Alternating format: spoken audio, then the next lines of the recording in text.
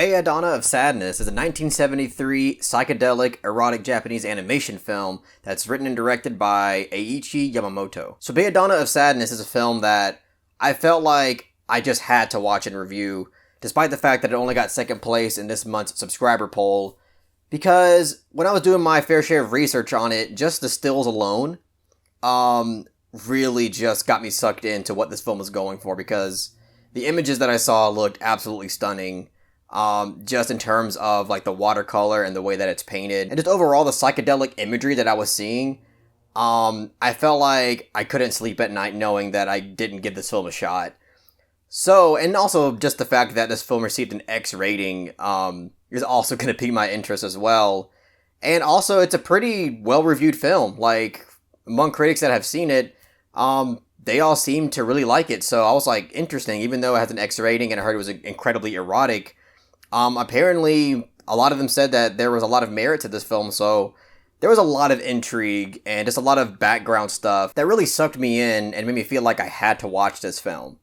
And obviously, I really liked it a lot, which is the reason why I immediately bought the Blu-ray. And honestly, if you end up really liking this film, I recommend buying the Blu-ray release from Cinelicious. I believe they're the ones that took the time to restore this film and give it a proper release.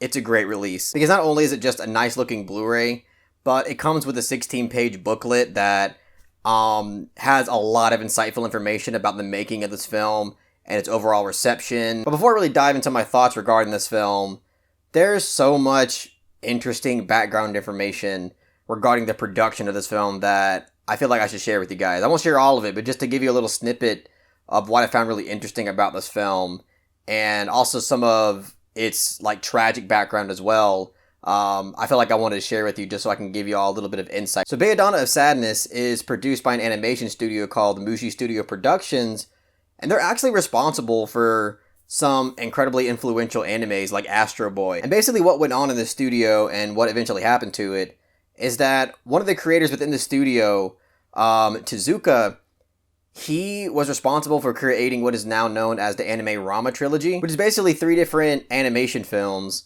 that all share this incredibly erotic theme to them. And basically what happened was the second installment, called Cleopatra, was just a total failure in the box office. And critics didn't really like it, and it also didn't make any money. So at this point, the studio was starting to go bankrupt.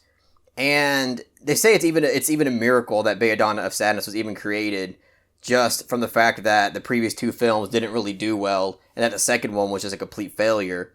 So somehow they got the go-ahead to create Belladonna of Sadness, and like halfway through the production of Belladonna of Sadness, one of the main creators, Tezuka, just kind of like completely dropped out of the production. So basically, this is a film that was made by creators in the studio that knew that they were tanking and just going under. As a matter of fact, soon after this film, they just filed for bankruptcy.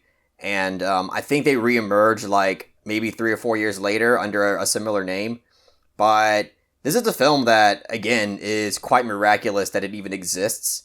And I just think that kind of backstory to this film is quite incredible. But anyway, with all that being said, this is a film that went into obscurity for decades and is kind of only recently emerging and starting to gain somewhat of a cult following. And I think that's great. I mean, it's tragic that this film didn't get the traction that it did when it came out, but it's kind of understandable considering the extreme content that is in this film. But, you know, it's crazy because other films like Jodorowsky's Holy Mountain and El Topo survived under similar conditions. Obviously, these kind of grindhouse theaters that have these midnight screenings of films. Belladonna of Sadness could have made it into that, you know, scene as well, but unfortunately it didn't. But either way, I'm glad that now this film is getting some attention. It's getting restorations and it's getting critical acclaim because obviously I really enjoyed this film quite a bit. This film has a lot of what I admire and respect about filmmaking. And just even beyond that, the animation in this film and just the overall like aesthetic and artwork of this film is incredibly surreal. It's incredibly stunning, like in a really psychedelic kind of way. And It just has so much to offer in both filmmaking and also in animation. But yes, this is certainly an erotic film. There's just no hiding that. I think it receiving an X rating at the time is totally justified, because there are at least like 3 or 4 different scenes in this film. And, some of them are a little bit harder to watch than others, but it gets a bit repetitive in a way to where I can see a lot of people just getting really frustrated in terms of just like trying to understand where this film is going to head and why it felt it was necessary to portray it so many times in the way that it did. But I was personally surprised that even though, yes, it's a bit shocking and pretty off-putting at times, it's a film that actually manages that with each like sexual assault scene that we get, it kind of elevates it and portrays it in different artful ways that I didn't really expect. Like, it didn't take the lazy way out and just try to be this really exploitative film that was shocking for the sake of shock's sake. And it actually uses these scenes in a more thematic way, but also, again, elevates it in a way to where each time that this really like off-putting scene is going to happen, you're just kind of sitting there wondering, okay, let's see how they actually portray it this time, and let's see how they animate it, and let's see how they express like the feelings and the thematic notions of what's happening to the character this time. And each time it would happen, it would always do something a bit different, especially the last one that we get, which again, I don't want to spoil that much context of this film and the story, but it's basically a really simple like rape revenge story.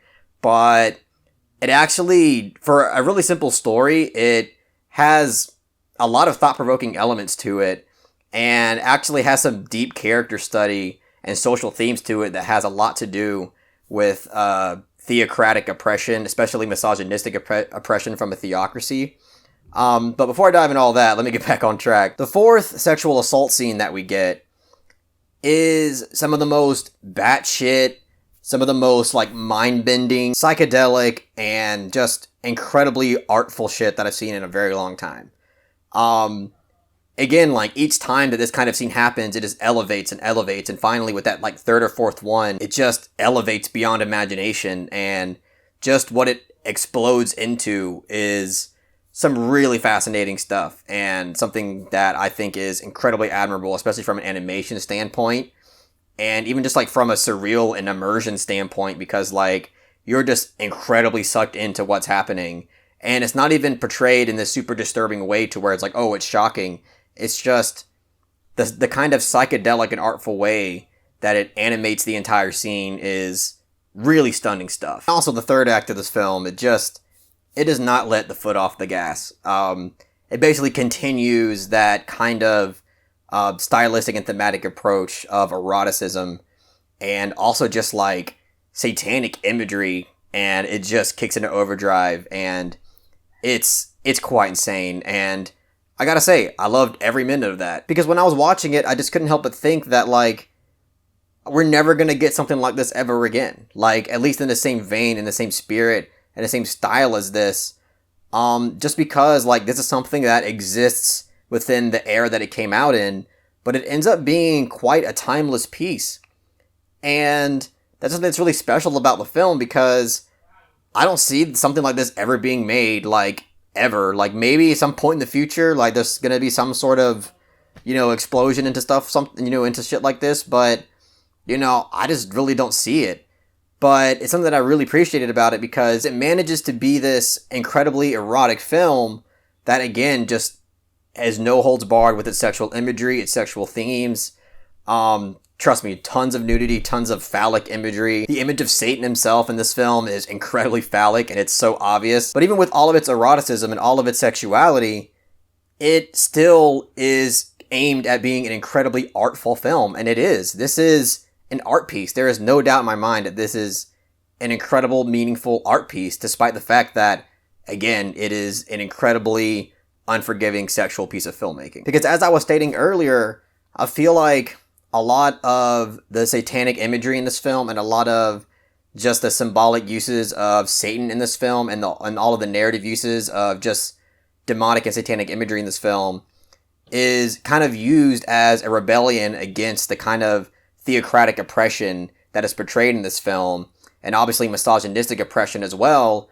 And I feel like it just uses Satan and just like demonic imagery to kind of rebel and combat against the, holy theocracy. And it uses it in a kind of empowering way for women as well. And I just think it was really interesting the way it used that symbolically and inside of its narrative. And what's also interesting about this film is that the animation style and the art style doesn't remind me at all of Japanese animation. A lot of this reminded me of more like Western animation, and also just stuff like The Beatles' Yellow Submarine, which is also a film that I really love. It's one of my favorite animated films of all time. And The Beatles' Yellow Submarine, apparently, after doing more research onto this film, I think it was included in the booklet, this was a film that this studio was massively inspired by in terms of its success and its kind of experimental artistic approach. And that's where we kind of, got the studio and some of its creators to make films like this. And I just love that when I'm watching this film, I don't feel like I'm watching an anime. I feel like I am watching a genuine piece of art that is aiming to just be a genuine great piece of filmmaking. And it's wonderful. Like, I love that about this film because there are aspects of like modern anime that I just really can't get into because just the overall style of it in terms of like character expression and just the overall style, with its characters and story and the way things are presented in modern anime, I have trouble getting into. But this film, all of that really wasn't apparent here, and it just felt like an authentic piece of art, and I really cherished and admired that about this film. But what I will say is that there's a large portion of this film that is basically presented to you in stills. Like, there's no animation. It's just like one still painting, and the camera will either pan, from the to the side or up or down. And I honestly think for the most part it works for its advantage because it kind of contributes to the simplistic style of this film, and a lot of it's beautiful to look at anyway. But there are parts of it that, I'm going to be honest, like there are aspects of some of these paintings and stills that don't look finished at all. Like, there's parts where you're just like, is that part of the style, or did they just not have the money or time to actually like fill that in with color? Or even like draw. The parts that I feel like aren't even drawn right. But considering like what the historical background of this film is, and they were going bankrupt, and just all the crazy like constraints that were going on with this film, I can kind of forgive it. But if I'm just being honest, there are moments in this film that do feel like it's a bit unfinished. And I can see some people saying it's lazy, but I don't really agree with that, because I actually think that it utilizes all of its low budget constraints to its advantage, and again can really contribute to the spirit of this film. But either way, obviously I really love this film. As I said, there's so much about this film that I just really admire and really appreciate in filmmaking. And I think obviously the animation is beautiful, the artwork is beautiful. It's just gorgeous traditional art. The watercolor is just stunning. I love the psychological and psychedelic angle to this film. I think all of that is animated and realized incredibly. And yeah, I also just love like the thematic relevance of this film as well. I think it has a lot of important social themes that are still relevant today. And yeah, like as I said, even though this is an incredibly erotic film, you must keep that in mind when you're watching it. There's a lot of artistic merit and substance to this film that I really appreciated. So I'm going to give Belladonna of Sadness a soft 9 out of 10.